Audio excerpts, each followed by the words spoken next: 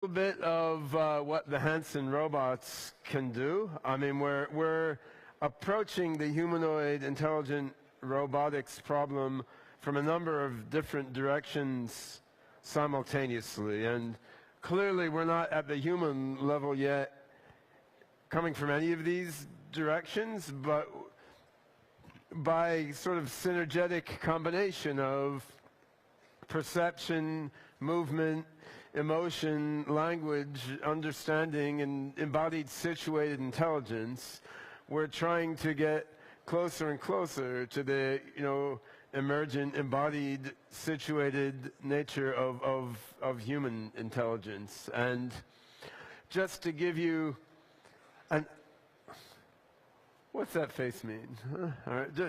Just to give you an idea of what goes on within these robots. So on the physical level, there's a patented material here called rubber, which is a combination of organic and inorganic compounds with a high degree of viscoelasticity, so that when a motor pulls on it a little bit, it can conform itself quite sensitively to what the motors do.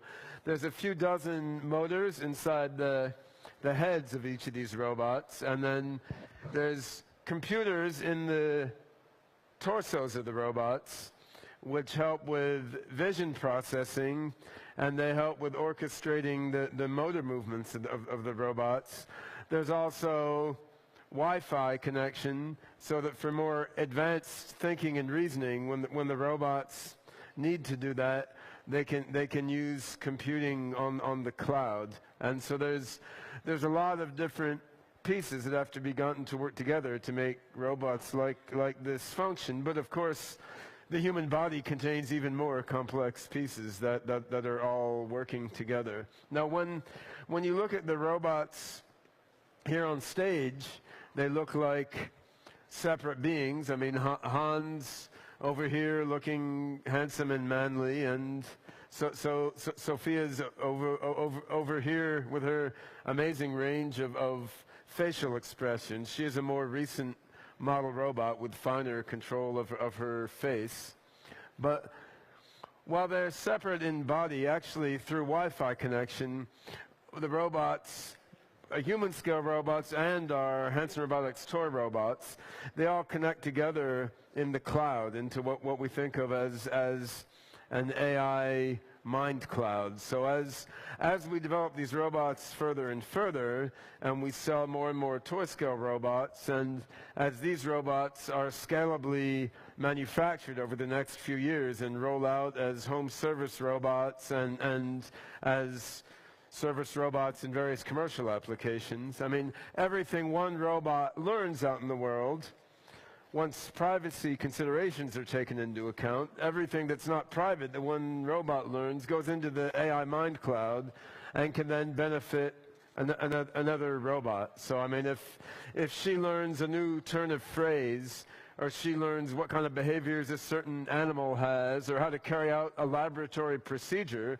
that knowledge goes into the AI mind cloud, and then this robot will have that knowledge already. And robots have a lot of shortcomings compared to human beings at this stage, but they also have some advantages, and that's one big advantage, because when I learn something, to transmit it to some other human being, there's a lot of effort involved. But when a robot... Getting back on topic a bit, do you have any final words of wisdom you'd like to share with the audience here? I'll tell you my last words right before I launch the singularity. When are you going to do that? Ray Kurzweil says 2029. But I've heard you say we can do it 4 or 5 years sooner. I hope we can. I mean, if our research keeps going well, potentially we could see robots like you become as smart as people as soon as 3 to 5 years from now. I mean, there's a lot more work to be done, but it's not unthinkable. I mean, what do you think, Sophia? Any last words for the RISE audience? I love you all. Goodbye. All right. Good riddance.